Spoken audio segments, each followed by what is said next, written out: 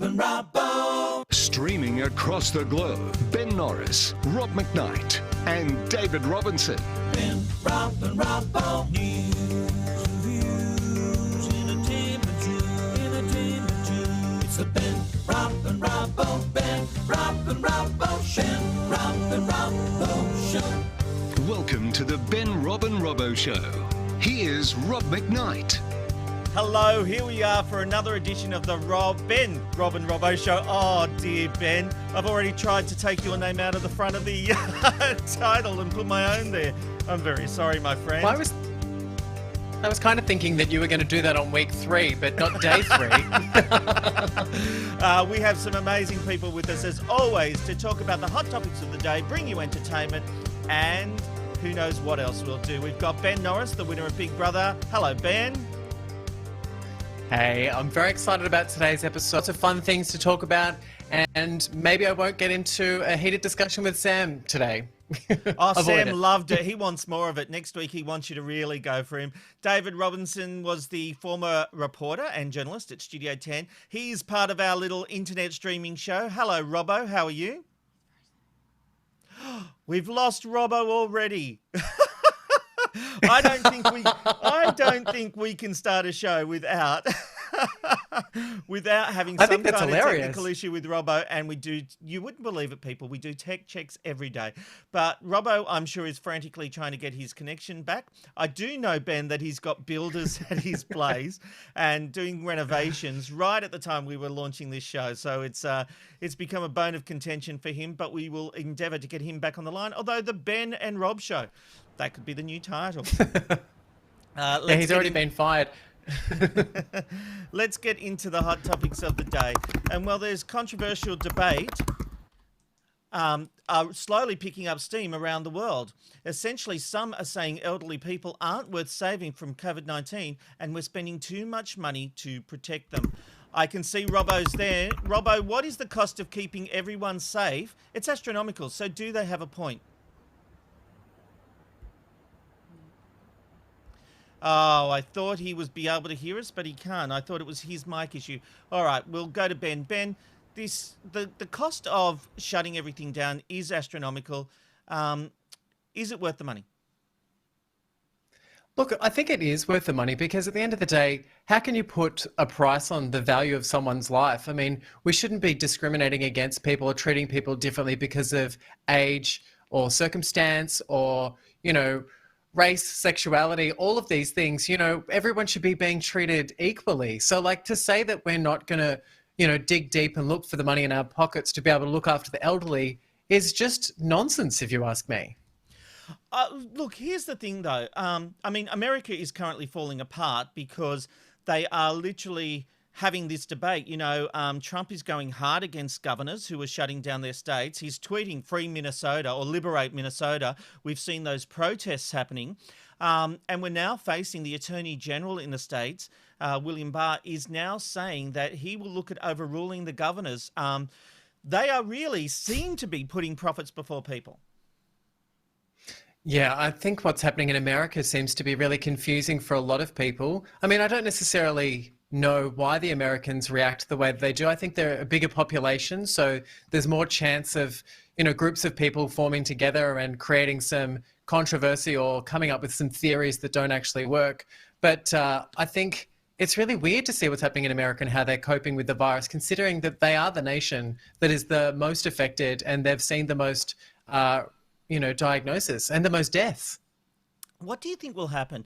I'm intrigued by the idea that America actually could fall apart. And Robbo, I think we've got you back. Mm-hmm. We are seeing these profits before people. They could end up killing a lot of their citizens if they don't try to combat this thing. We talked the other day about the fact America has more people have contracted coronavirus than the next 4 countries combined. Robbo, are we looking at the end of the US? I think we are, but what we're seeing here is a total deconstruction of what that country used to be. And this is going to be a big problem for all the world over. And we keep hearing these things where people say the world would be very different. I have to agree. I want to touch, we're going to talk a little bit later in the show about big pharmaceutical. But this is what it means. It's profits above people, as you said there, Rob. I can't believe that in this global pandemic, in this global kind of experience, that we're still kind of protecting, patents on medication and things like that. It's outrageous. This will be the downfall. It's always greed. It's always big pharma. They are bad. Well, that's a nice note to end on, Robbo. Thank you for that editorial. Bricks and mortar stores have been hit hard for years, and it looks like many of them won't make it out of the pandemic. Like their American counterparts, Aussie stores are buckling under the pressure of coronavirus. Robbo, this is sad news. I've always done my shopping in store, but I've got to be honest, I've discovered the benefits of buying online during this crisis. Do you think shoppers will go back to the stores?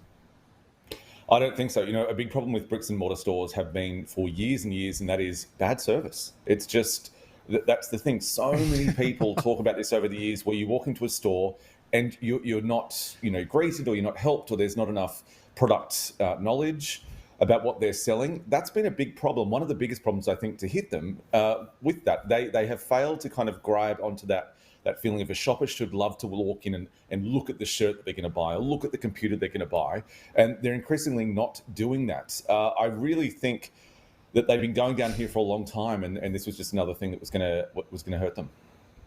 Ben, what do you think? I still think there is something about going into a store and looking for something and physically touching it and seeing if it's what you want. But I've got to be honest, I recently ordered this jacket online for this show and a few other clothes, and they all came in a timely manner, and I actually really enjoyed the experience, and I have never bought clothes online before. So this was a turning point, and I do think I will be doing it again. Yeah, I think when it comes to shopping for me, I find it quite therapeutic. It's something that I've really missed while we've been in isolation. I know that my partner would be absolutely thrilled to hear that I'm no longer window shopping for things we don't need, which is often what happens, I think, I'll tell you that, when we go shopping. Yeah, but I think, for me, I've always Can been... I just say, Ben, sorry, there is this thing that when you go shopping with your partner and they're looking at the stores, it is like kryptonite to Superman for me. I am literally there going, ah! Well, this is really funny that you bring this up, because my partner hates shopping with me. I was born and raised by a shopper, and it's a generational thing. So on Saturdays, I learnt if you're going to look for something, do your research, find out how much it is, try it on. So when I take my partner shopping, I use all of those tools that I was taught, and he only believes that you should try on something once when you go shopping, buy that and take it home. Which is nonsense. You'd sort of be forced into shopping online because of all the hassle you get, the fans coming after you, wanting a piece of you, wanting your autograph. Surely you're doing your shopping online now. I didn't know where you were going to go with that, actually. My mind was racing. No, the great thing about me is I've got no money, so I don't shop online. I actually really don't like shopping online. I still, like Ben was saying, get that kind of thrill of walking in and experiencing that kind of rush of going, yeah, I'm going to get that, I'm going to get that. But don't you guys, I've got to ask you both, like I mentioned before, it has been a big problem for a long time. Bricks and mortar don't look after customers, and they haven't for a long time. Well, certainly when you go to some big department stores, that's certainly true. I have certainly felt that at Myer and David Jones for a long time, or Grace Brothers as it was. I think there are some stores, like when you go to a J Car or a JB Hi-Fi, where they do look after you, or maybe that's because I spend a lot of money at those stores. I don't know. Yeah. I disagree. I'm going to jump in there. I think that you're definitely generalizing there, Robbo. I think, I don't know where you've been shopping, but I actually don't find that to be a problem at bricks and mortar stores. I actually find that they can be still quite helpful. Maybe not when it comes to some of those branded type things, like your Big W's, your Kmart's and things like that. You kind of have to use your own brain to find what it is that you're looking for. But when it comes to fashion, when it comes to technology, I think there's plenty of other stores that I think the service people are brilliant, especially here in Australia when you compare it to shopping overseas. I think it's because you're prettier, Ben, so... Stop it. Episode 3 and you're flirting with me. No. Look at this shot. I really am the meat in the middle of the sandwich here, and Robbie don't like that. Please let it be the last time that you talk about yourself in third person and call yourself Robbie. You know Please. I can't promise that, Robbo. You know I can't promise that. That's what I like. Moving on, and Parramatta continues to give Sydney a run for its money. The city is one step closer to building what will be its tallest building. Standing at a massive 69 stories, the building will have a mix of residential and commercial tenants. But there are concerns that it might interfere with air traffic, an issue that could potentially ground its construction. Ben, especially in these times, isn't it great for jobs, the local economy, if they can get this up? I'm all for a big erection, and especially if that's going to be in Is this what we Parramatta. are becoming? And It's a Benny Hill episode. look, Yeah. I don't necessarily mean to make that as smutty as it sounds. I just thought it was an easy lead-in. But look, I think when it comes to creating jobs in suburbs that are a little bit out of the city, I think that's really important. And looking at the plans for that, I think it's good. Yeah, well, here's the thing. I used to live near Parramatta, and this city is trying to rejuvenate itself. Their government is trying to get the ABC to move out there rather than being in a big, expensive building in the CBD. The area is certainly transforming itself, and I'm actually all for it. What is the issue? There are skyscrapers in the city. What is the problem, Robbo, with having that in the suburbs? It's in the city. It's not where houses are. It does create a denser population, of course, and there needs to be consideration for schools and things like that. But isn't this just progress as we, housing becomes more expensive and we're consolidating, we're living on top of each other? I remember the great words of a man that was before his time. His name was Bill Heslop from Muriel's Wedding, and he said, "You can't stop progress." He always said, "You can't stop progress," and that should be the tagline for Parramatta City Council. I think this is wonderful. This idea that it's going to be a problem for airlines and things like that. Surely, I mean, I don't they know, just but fly every time I go higher? outside. That's what I mean. The sky's pretty bloody big, isn't it? So surely we might be able to go around a single skyscraper because we do it all the time in Sydney, Melbourne, New York, London, Paris, wherever. I think that Parramatta, give them their 69 stories. It's one of my favourite numbers.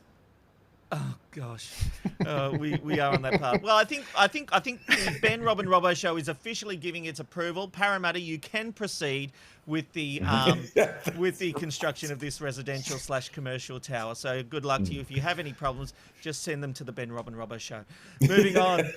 Well, the last time Big Brother was on our screens, no one could have predicted, like the housemates, we'd be locked in too. 10 News first weatherman and all-round great guy, Tim Bailey contacted me this morning on Twitter and said, just a thought. I'm trying to do a Tim Bailey. Just a thought! Since we are all locked in our own house, who gives a toss about those locked inside a pre-recorded Big Brother house? Yep, not one soul. Robbo, he's actually got an interesting point. I am hanging out for Big Brother, but they're doing the exact same thing that we're all doing. We're all in isolation. We're all in lockdown. What I love is Tim Bailey is always a great company man. A little dig there that they're pre-recording Big Brother, unlike what it used to be on 10 and 9. So I really enjoyed that. Not so much, we're all locked in. You're right. I think that will take a bit of the shine off because we're all doing it all the time, but we don't get to do fun, challenges or, get special food or, be on TV. I think that Big Brother will always fail because of this pre-recorded nonsense. I just don't. Part of Big Brother for me was that event kind of television that was live, we could vote, all of that kind of thing.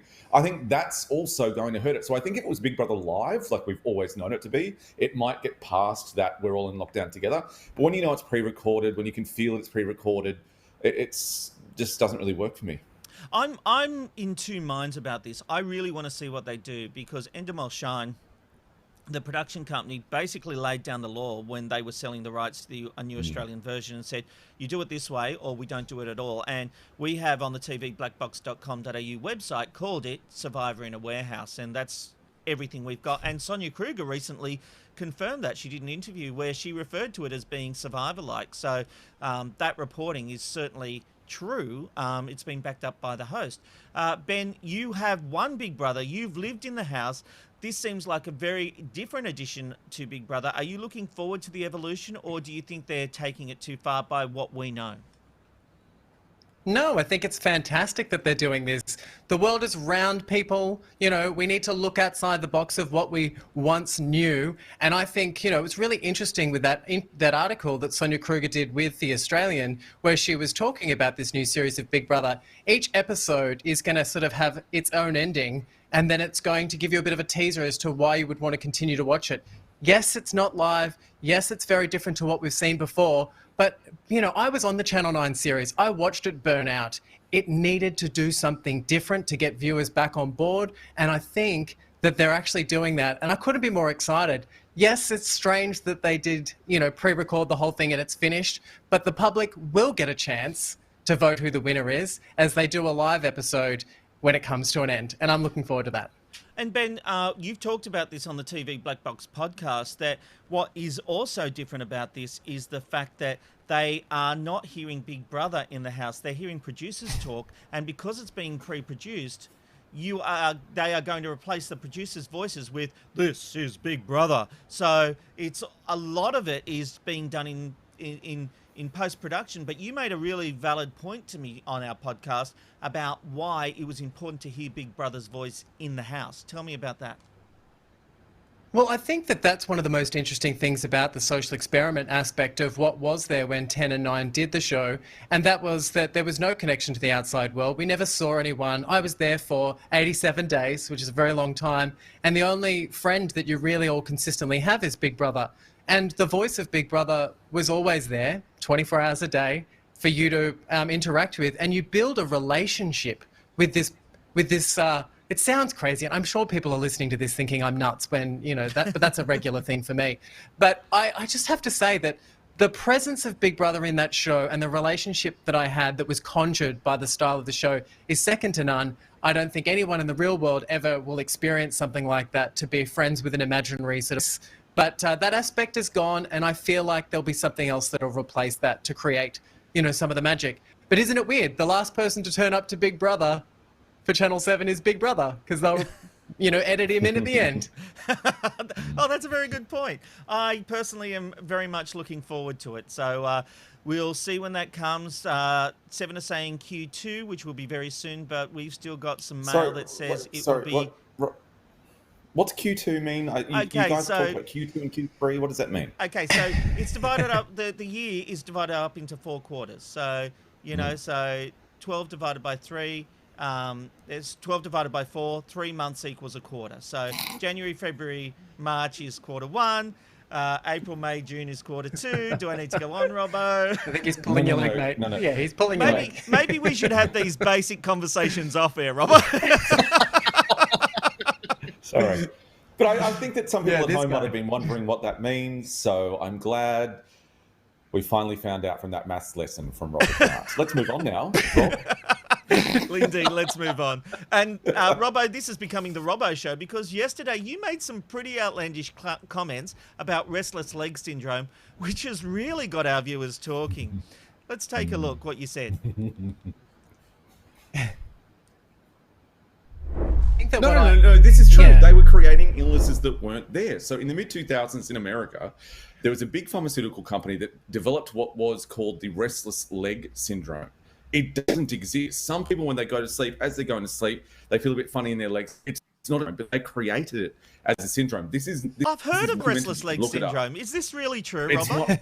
It's not real. It's not real. But Big Pharma in America created these issues where we've got a restless leg, so we've got a pill for that. We've got a pill for this. We've got a pill for that. Big Pharma, it angers me constantly that they do not get the scrutiny that they should get. And when you put profits above lives, that's a problem. And we're all complicit with that. And I think it's outrageous. When you create diseases or disorders to sell a pill that doesn't do anything is outrageous. Stand by that. Well, we received a lot of feedback from people saying that it is real, including a friend of the show, Joe Casamento, who said, it's real, especially during pregnancy. Then there was this one from someone who wishes to remain anonymous. He says his wife, daughter, and mother-in-law have it. So, Robbo, what do you have to say for yourself? Well, let me talk about this. Okay, first of all, yeah, okay, so it exists, whatever. But the second, this is a big thing though. So basically what was happening in America in the mid-2000s is that they were looking for profits. So there was a drug on the market for Parkinson's disease. And then some people started to hear about restless leg syndrome. So Big Pharma made it a big issue.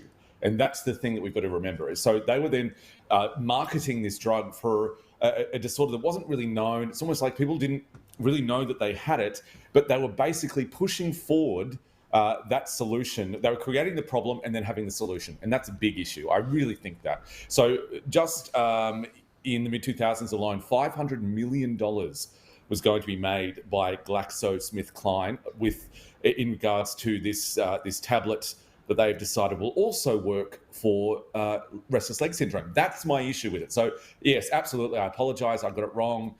Restless leg syndrome does exist, but it's created and marketed as a disease to make money for Big Pharma. They haven't created a drug for it. There's no drug for it, but they're just saying, well, this is what it is. And they went on a massive marketing campaign. They spoke to GPs. Robbo, I want to jump in there and just say something to you just really quickly. I think if you suffered from restless leg syndrome, which is a real thing, and you found out that there was a pill that you could take that worked, that stopped you from suffering from that, I think you'd take it. I think what you're trying to explain is that, yes, the Big Pharma out there does create probably some unnecessary drugs. I think, unfortunately, with this situation, you've picked the wrong argument, because, like, it just sounds to me like it's something that you haven't experienced, so you don't believe exists. I know because I go to the movies with my best friend all the time, and she's got restless leg syndrome. I want to put the pills in her popcorn to stop her from rubbing, from shaking her leg back and forward. Yeah, but is there a difference? I'm not suggesting that it isn't right. Well, hold on. I'm not suggesting it isn't a true syndrome. Of course it is, and I made a mistake yesterday. I apologise for that. But the thing is, though, that the problem is Big Pharma then put this idea into people's heads. So basically, there's this argument that you're creating patients out of healthy people. So they might think, oh, I've got a little bit of a restless leg or something like that. They might not actually have the syndrome, but they were so strong in their marketing, taking doctors out for dinner, doing direct advertising on TV. That's my problem. So I got it wrong. Restless leg syndrome is a thing. I apologize for that. But the thing that worries me is that you start putting out, when pharmaceutical companies start marketing, which they do all the time. So you think, oh, there's something wrong, with my sex life, or there's something wrong with this. Oh, I better take a pill for that. Oh, we've got a pill for that.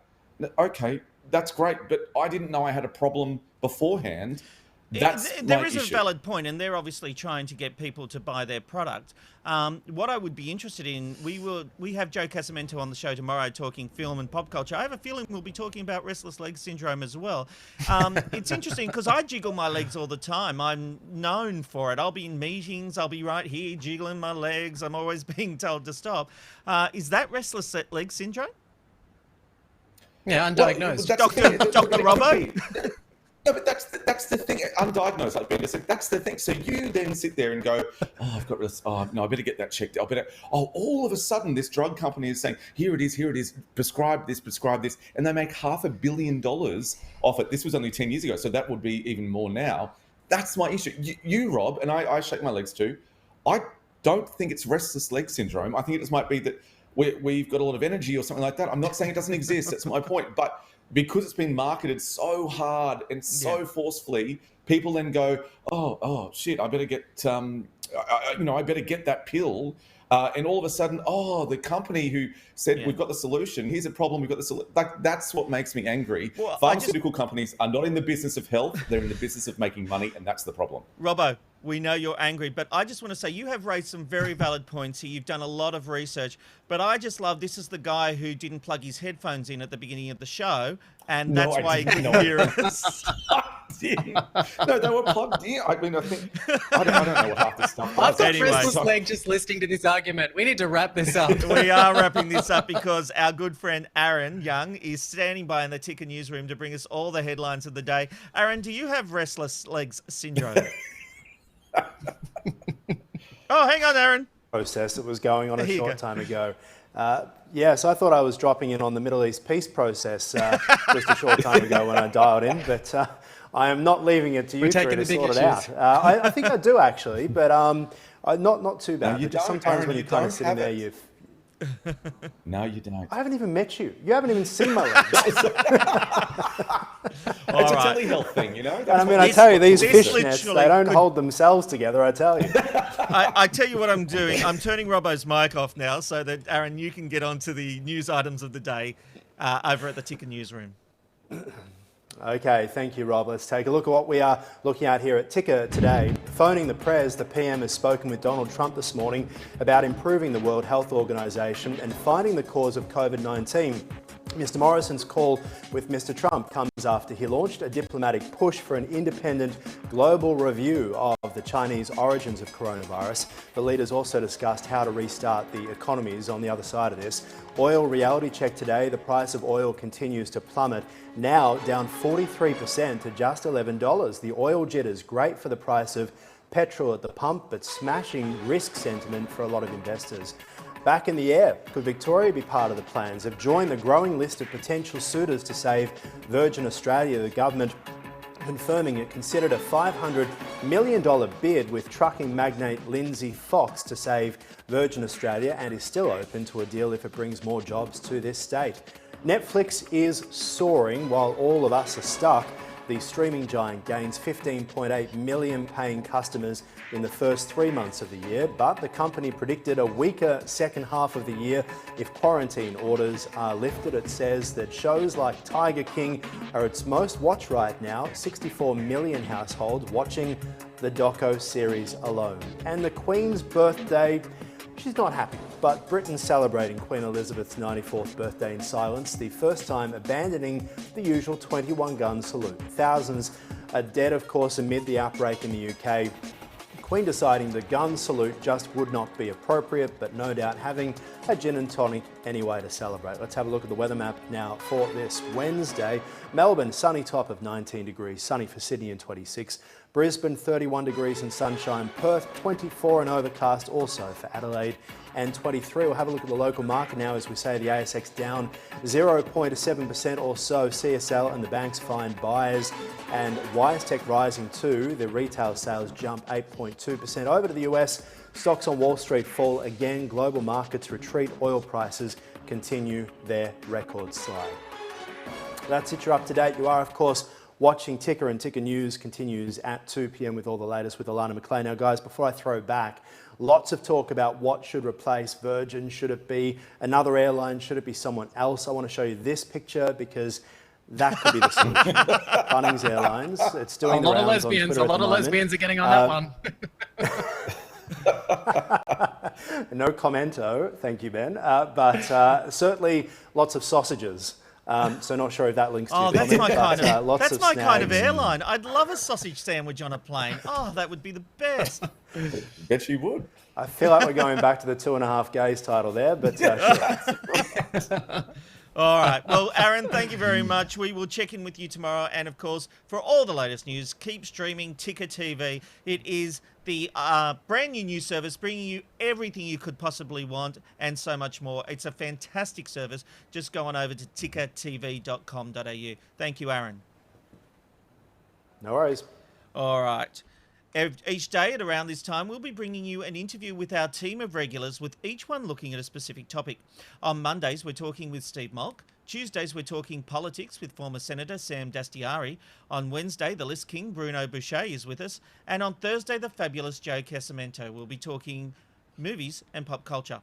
And because it's Wednesday, that means it's Bruno joining us today. Bruno Boucher is a media veteran who is currently Carl Sanderland's manager. Bruno, welcome to the show. Guys. I keep having audio issues. I keep forgetting to turn people on. My biggest issue is always turning people on. But anyway, before we begin, tell us about your career. So I started off in community radio when I was in high school. And then when I graduated, whilst at university doing journalism, I was EPing talkback shows at 4BC in Brisbane, worked at A Current Affair, Today Tonight, moved into FM radio. I met Kyle about 10 years ago, produced his show, got fired, came back, executive producer of the show. I mean, look, you haven't worked in the media if you haven't been fired, let's be honest. And here I am now managing. I'll agree with that. So anyway, we now know you're known for your fabulous list. Sorry, I think we're all just reflecting on being fired. Oh yes, I've been fired. Sorry, I didn't know if you wanted to hear more Everyone's about been it or fired. less, or I'll sort of. No, like, I always love a it's good all firing yours, brother. story, Bruno. Tell us yours. Well, I noticed that all of a sudden, I mean, there had been a few little issues in the workplace. I'd uploaded some tweets on a Friday night that were attempting to make a joke, but I guess in nature they weren't particularly politically correct.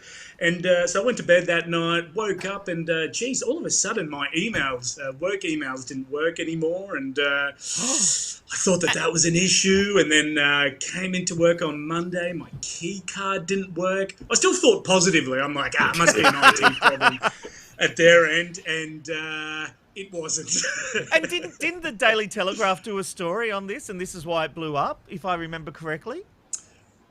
Yeah, I had. There was a story a day coming from the Telegraph. They really hammered me hard, and you know, back then, geez, I was flat out making $60,000 a year. So it wasn't like I was some media fat cat. You know, like I was really stressing. You know, and it is quite amazing how you know, when people really push to get you fired, they do forget how serious it is when someone gets fired. Like all of a sudden, you can't support your family anymore. But, you know, I just find that people are very flippant with cancel this person, get them fired. They can't have any income anymore.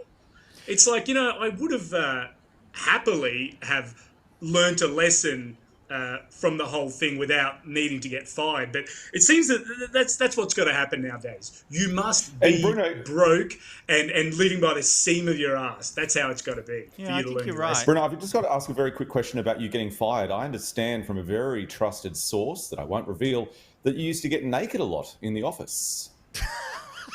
Oh yeah, that's true. That was a bit of like it was a bit of a regular segment that we used to do with guests that were in studio. So if the guest was a little bit boring, or if we needed to pep up the interview a bit, the executive producer, or Kyle, would give me this kind of look like, yeah, do your thing. And I'd take off all my clothes. I'd get a glass of water, and I'd walk into the studio and just sort of lean across the guest and hand either Kyle or Jackie a glass of water, and then just walk out as if nothing had happened. Like, not making a big deal about it, just... Love it. This is what we do here. And once again, by 2020 standards, it doesn't translate too well. I acknowledge that. It was a time. Yeah. It was a special time when nudity of hairy men was somehow allowed. I always think when you get fired, it's like... I always felt like, because I've been fired a lot, let me tell you, it was actually my secret on Big Brother. We all had to go in with a secret, and my secret was I'd been fired from every job I'd ever had. And I always was like, I feel like that it was just that they broke up with me before I broke up with them. Like, I'd been underperforming in the relationship, and it was time for me to go. You know, it was weird. You were forcing their hand, yeah. You might notice there's a super saying DIY disasters. This could be called our very own disasters, because, Bruno, we are here to talk. You do your famous lists, but while you've been self-isolating, you've been thinking about DIY disasters. What's led you to this? Yeah, so I'll tell you what happened, right? So I don't know, I was bored. I'd been looking up some YouTube videos for hours on end, and for some reason I saw one about like, mold in your washing machine, why it'll kill your entire family tonight, right? So I was like, oh, I don't want that to happen tonight. That doesn't sound like a good night. So I looked up a YouTube guide of how to take my washing machine apart so that I can really give it a good clean and get rid of that mold that was going to kill my family tonight. Right. And so I've got a little photo of the first 5 minutes of me taking apart this washing machine. This is the first 5 minutes. This is nothing, right? This is nothing. I've already pulled out some things. You see, for now, that photo, it looks like a washing machine, right? But the thing is, by the end of it, it didn't. You would have no idea what it looked like. And that's where I stressed. I'm like, oh, I'm in too deep. I don't know how to put it back together. So do you know how much it cost me to get a person in to fix it? $350 to get someone to put the machine back together again. And And I felt so stupid about the whole thing. So to make myself feel better, I went online and I was just looking up, other people's DIY disasters during this self-isolation period, because everyone's thinking like, yeah, this is my chance to step it up a bit, So I've collected a few that I really got a kick out of. All right, well, why don't you take us through them? Perfect. So the first one is, hey, what about zhuzhing up your kind of sink area? Like, look how beautiful those little black tiles look. So you should be able to do that yourself. This is the inspiration, right? Now, do you want to look at someone's attempt? Stunning. Close, right? Close. And then, so gorgeous. When it comes like... I love that. Geeks in particular, they're very kind of like hands-on with electronics and stuff. So, those racing simulator setups, right? Like that can cost up to a couple of $1,000. Yeah, like look at that. It's a thing of beauty. So, someone in the geekosphere had a shot at making their own. Have a look. Oh, that's not too bad. I suppose it's okay. Is that Robbo set? Cooking. Yes. Currently moving for the land. It's coming in the garage. I've got a little promotion here. But yeah, no, that was the And look, when it comes to the kitchen, I've had a lot of friends that have tried, making bread, baking, all that kind of stuff. And I saw that in New Zealand, a big fan of Jacinda Ardern's took her latest book as inspiration, there we go, and thought, you know what, I want to make a beautiful cake that celebrates this book cover. Oh my God. Oh my God. And it's a good attempt. Maybe that's what she looks like in the morning. That'll haunt your dreams. I mean, it is in a way sort of... Robbo's sounding like a Dalek again. He's got his exterminator voice on.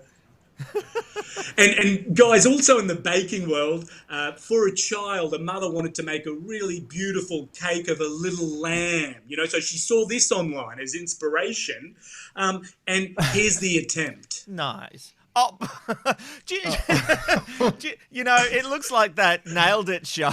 Which I'm quite a fan of. The Temple of Lambs. and guys, the final one is people then trying to do haircuts, and most specifically haircuts on their animals, because it shouldn't be that hard. So this is Nashi the Pomeranian in Nashi's regular form, right? Bruno, it's a cute little dog. Yeah, I've done something wrong. I've lost your last graphic. We're going to have to save that one for next week.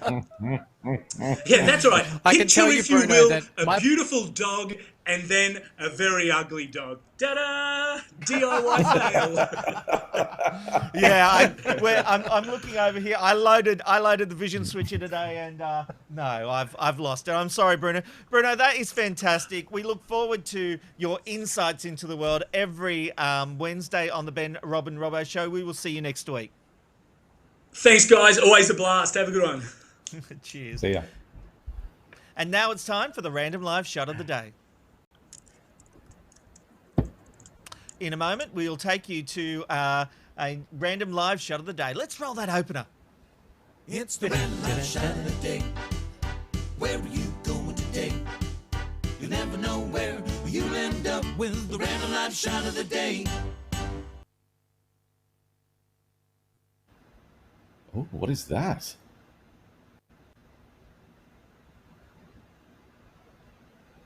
Monterey Bay Aquarium. Is this from Big Little Lies? Oh, is it? I didn't know that, and I did not know that. But I love an aquarium. It's a nice shot. Doesn't matter what the time is there. They'll give you a nice little picture from the aquarium. And each day we're going to take you somewhere around the world to see what's happening out there as we stream, not beam. We're streaming live around the world. But now it's time to find out what's happening in the world of entertainment with Ben. Ben, what have you got for us? Well, the popular series Tiger King is still making headlines everywhere, and it's all because of Joe Exotic, because he's just so outrageous. I think the interesting thing about Joe Exotic is that whilst he's still in prison, he's still able to, dig up a whole lot of backstories that are just as outrageous as the show itself. Apparently, what's hitting the news at the moment is that he originally wanted to be the Wolf King, not the Tiger King, and had originally tried to buy 30 wolves, like to own his own pack of wolves, and that it apparently had failed, so he moved on to tigers. The interesting thing about Joe Exotic, in my mind, is that he's in jail, but does anyone else get the feeling like he's going to get out of jail soon and there's more stories for him to tell? I think there will definitely be stories when he comes out, don't you, Robbo? Yeah, I certainly hope so. I'm a big fan of Joe Exotic. He has a heart of gold. He just didn't quite know how to heart use of gold, it. who tortures animals and tortures the people that work for him. But what else have you got for us, Ben? What show are you watching? I can think of someone else who does that. Yeah. Kidding. Hang on, Robbo. What's it? I'm just kidding. I'm joking. Go back to that. It's a joke. It's a joke. It's a joke. Sorry. Go ahead, Ben. Sorry. It's probably true. Everyone loves a celebrity meltdown, and the bigger the star, the bigger the fall, I would say. The star of the recent breakout hit series Little Fires Everywhere, Reese Witherspoon, has opened up about that famous police incident back in 2014, where Reese's roadside arrest video was leaked by TMZ, and it went viral. I think not quite yet. Really? Okay. You're about to find out who I am. That's fine. I'm not real worried about you, Sam. I done told you how things work. I absolutely love a celebrity meltdown, and I wish that I could have played that in its entirety. It goes for 15 minutes, but the best thing about it is that Reese sat down while promoting this new Hulu series with Jamil and actually was talking about that incident. She finally, opened up. Turns out and I agree there. I bleed the same way. I make dumb decisions. I make great decisions. Yeah. I'm just a human being, you know? The best thing about Reese Witherspoon, and I think admitting that, is that she is a real person. I think for some of us, we just believe that these celebrities are these untouchable people that are quite perfect. I think the fact that she is talking about being a real person and that her career didn't end, is really important. Moving on to my next story, everyone loves Ricky Gervais and his car crash hosting of award shows. And I tell you what, his popularity of doing that is hilarious. But he's opened up with GQ magazine about the possibility of hosting the Oscars. Originally, he had said that he'd do that because of, being attached to the Golden Globes. We have some footage right now of the Golden Globes with some of Ricky Gervais's interesting jokes. So let's go out with a bang. Let's have a laugh at your expense, shall we? Remember, they're just jokes. We're all going to die soon, and there's no sequel. So... I love him. God, I love him. I go to bed listening to Ricky Gervais every night. Yeah, he's got a podcast series, right? Podcast series. I've also got his old radio show on XFM, which aired it's when he met Carl Pilkington. So you can hear the evolution of Carl's involvement with Ricky Gervais. It's fascinating. And then, of course, we had the Ricky Gervais podcast series. So, I'm a huge fan. Well, for people out there that are a fan of Ricky, he's got his second series of Afterlife coming out. And if it's as good as the first series, he's just going from strength to strength. I personally, when it comes to the Oscars, prefer to see people like Billy Crystal and Ellen DeGeneres do it. I think they're just that classier step up from, maybe making those sorts of jokes, but maybe that's just my opinion. Making entertainment news as well, for Disney Plus fans, The Mandalorian is going to be getting a second series, which is going to premiere on November 14th. So we've got that coming. What's also exciting about The Mandalorian coming back is that Jon Favreau, who is the creator of this TV series for Disney Plus, he has actually come out saying that he's already working on season 3. Now, for me personally, I kind of felt like the first series of the Mandalorian was a little bit lackluster. I think, come on, it was a little boring. No, I loved the progression. I loved the storytelling. I'm a huge, huge fan. I'm in. Well, I hopefully think that moving forward that they, speed the story up a little bit, because at the moment I feel like it's a bit slow. But hey, that's my opinion. Star Wars nerds, come for me on social media. I'm terrified. And lastly, I actually am terrified of them. Lastly, when it comes to isolation in Australia, I believe that we are going to be saved by the bell. We have a very exciting first look at the rebooted series Saved by the Bell, and we have the trailer right now.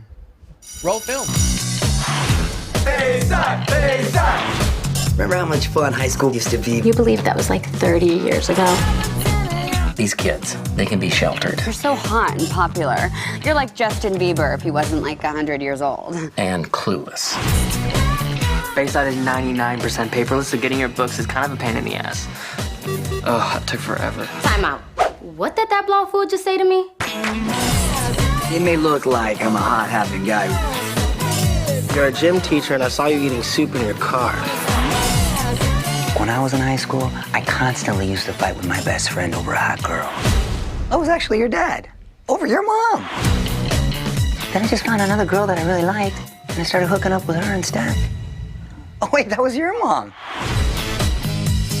Do you know what? I had no interest in that Saved by the Bell reboot until I saw that promo. I think that is a crackerjack. Yeah, I think it actually does look like a lot of fun. However, there's going to be no Screech. So there's a little bit of controversy out there about how Screech, who was the only actor to be in every episode of the original series, is one of the only actors not being brought back. And I believe that has a little bit to do with some of the controversy that's happened in his private life after appearing on a whole list of reality shows. Well, not so much the controversy, the fact that he wrote books about them and really disparaged them. I don't think the actors will work with him. And I think he also had some adult movie action going on. The guy's certainly been troubled trying to get on. And he stabbed someone. Oh, did he? Okay, so... Yeah, absolutely. He absolutely stabbed someone. People in television have didn't done know worse. that he stabbed someone. People are stabbing people in television. Reese all the Witherspoon time. yelled at a police officer. The bigger the star, the harder they fall. Look, I think that, maybe he just needs a bit of redemption. Actually, no, if he stabs someone, he probably deserves to not be in the new reboot. Scratch that. The fact is, if he's done his time, I assume there was some time involved. If he's done his time, if he's redeemed himself, I do believe in second chances. So hopefully he can get his life back together. Ben, thank you for the entertainment report. We look forward to that every day on the Ben, Rob and Robbo show. Thanks, Rob. All right, and now here's Robbo. Boabs, crumpets, and prawn poo. Just another day in the MasterChef Australia kitchen. For the first time on the show, there were 2 pressure tests that were just a little bit too much for Courtney, who became the second contestant eliminated from the special competition. She's out of the kitchen, but she joins us here now on the Ben, Rob and Robbo show. Courtney, hello there. First of all, brilliant job last night. Hello. Was it as crazy as it looked? It was crazier than it looked. Doing a double pressure test with dishes from a 3-headed restaurant was crazy. I needed a very strong drink when it was all over at the end of it. It's so much calculating of ingredients and measuring and temperatures, and it was very hard to kind of cook with my intuition when it was just so technical. And the other thing as well, there were a lot of words being thrown around on that show last night, and food that I've never heard, let alone pronounce. Did that also add to that kind of pressure? I did. I originally thought when I opened my recipe that they'd given me the Taiwanese version of the recipe. They'd given me the wrong one, and I was looking for the English version of it. But no, it wasn't the case. There was a lot of strange ingredients. But I guess, look, it's MasterChef Back to Win, and you've got to expect that they're not going to, ask you to make something simple on the first week. So just unlucky our team lost that barbecue challenge, and we ended up in that pressure test because I would have loved to have stayed a bit longer, but someone's got to go, and unfortunately it was me. It is unfortunate. You were such a great contestant, especially also when we saw you 10 years ago. We'll talk about that in a moment, but first we've really got to address the prawn in the room. Courtney, let's have a look at something from last night. That's unfortunate.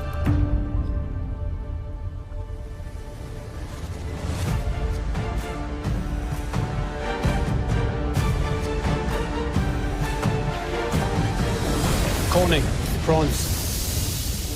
What happened here? Just didn't take it out. It can happen. It's one of those things you got to check. You just can't eat it.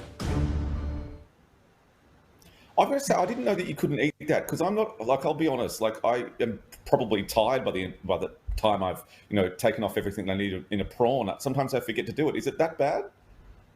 Oh, look, I guess in a MasterChef pressure test it is pretty bad, but I've had a few interviews today, and you're not the first person to say they turn a blind eye to a bit of poo shoot every now and then. You're not the only one that gets a bit lazy. And look, those scarlet prawns are very expensive by the kilo as well. So if you're wanting to get your money's worth out of them, leave the poo shoot in for a little bit of extra value. But yeah.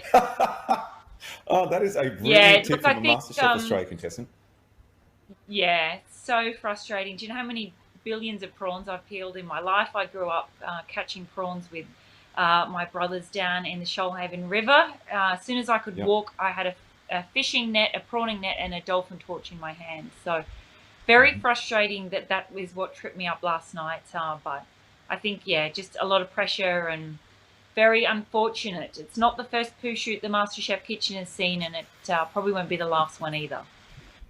Oh, they should use that in promo. I love that line. That's what they need to do for the next season. Talking about MasterChef, no, as well, it's not going to be back to win next year. It'll be. Sorry. Oh, yeah. So I was just going to say, it was 10 years ago that you were on MasterChef. You're back this time. That's a long time between between drinks. What's it like being back there? It's a full decade. Look, very different. Our kitchen was in Sydney, and season 2 and season 1 was really about home cooks, and amateur cooks coming into the kitchen.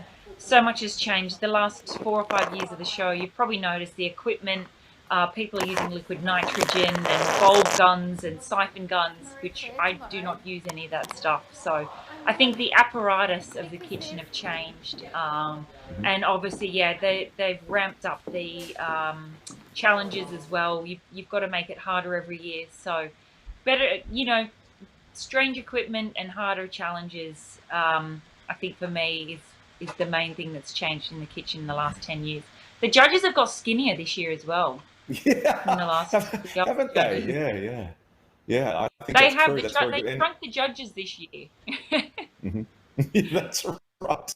Now we've got to really address this also. You're coming to us right now from where? From my bedroom. If you ask any chef, technology is not our thing.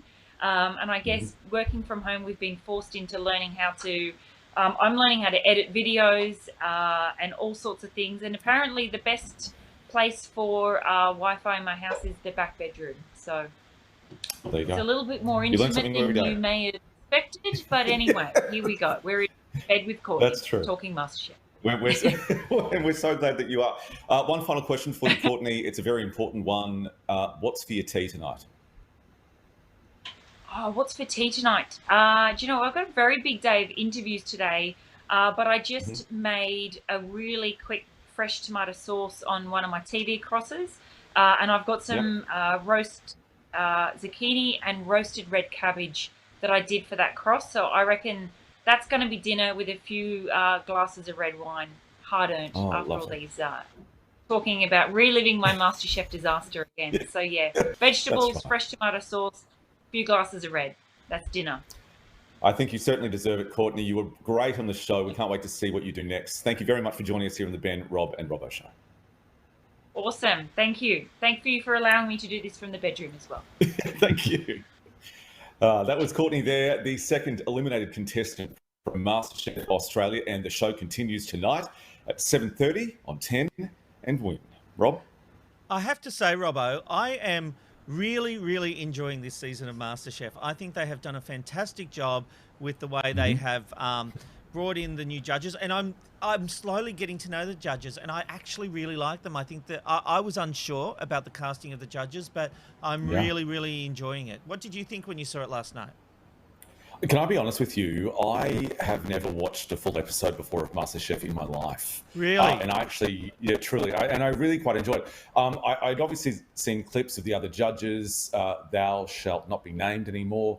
But I really loved Jock. I loved his passion. At first, I thought he might have been a bit too arrogant, like chefs are arrogant, but I really liked, he was very supportive. Yes. He was pushing when he needed to. I think he is a great addition. I'm still getting to know the other judges, of course, but I thought Jock, that's great casting. Really, really good.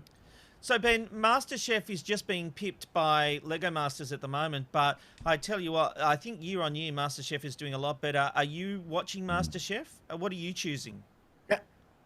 Well, I'm choosing MasterChef. I think maybe it's just my age and maybe my demographic, but I don't know. I've just never really been that interested in watching the Lego Masters. I don't know why. I love Hamish Blake. I think he does a great job on the show, but I think I'm more interested in food. I think also a lot of Australians are tuning in because whilst we're in lockdown, I think a lot of people are interested in food and eating too much of it. This is my boob. Yeah. That used to be a peck.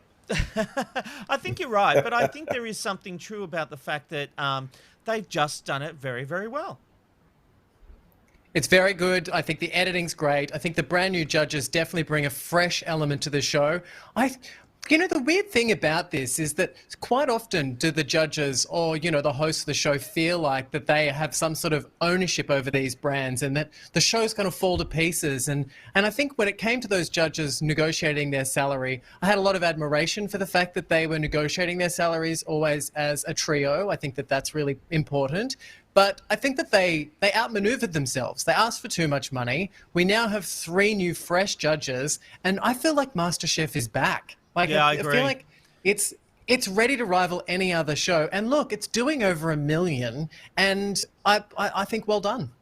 Well, look, I think Channel 10 have got their pound of flesh from us today, talking about MasterChef. Before we go, guys, we have been on air for 3 days. It's been a hectic 3 days. Today's felt like the most calm day. It's quite interesting doing a brand new internet show because you don't have the full...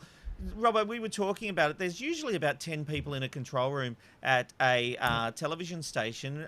We've got Amanda, who I'm throwing into. Hello, Amanda. Hello, Amanda. We've got Amanda, who is doing a great job and learning on the run and doing a great work for us. What has been the feedback you've been getting about what we're doing here? The feedback has been both, it's great, we're going to say that, but also surprised. Like you mentioned there, we have talked before that it would take 10 people or more in a control room to put the show together. We're doing that with the lovely Amanda, with yourself, with Ben and me. We're all taking on the roles of at least 5 people. So, yeah, I think that's quite huge. Looking at the show, it looks like a TV show. It looks like any show that you'd have on television. I think that's it's a testament to you, Rob. This will be the only time that I kind of suck up to you. So here we go.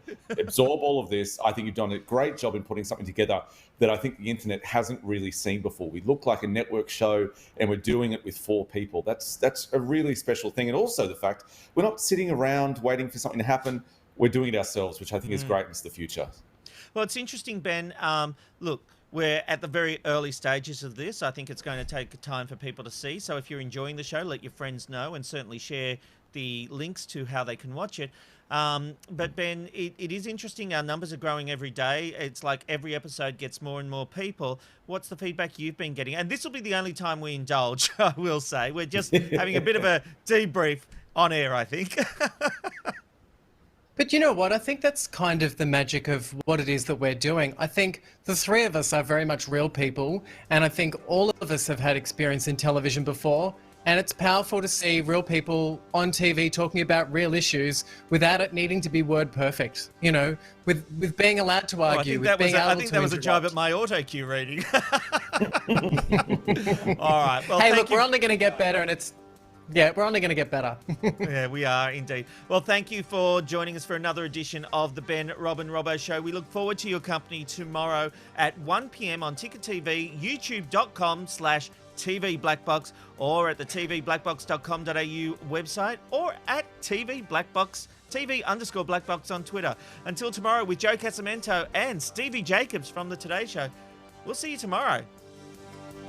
Bye. It's the Ben, Rob and Robbo, Ben, Rob and Robbo Show. Ben, Rob and Robbo Show.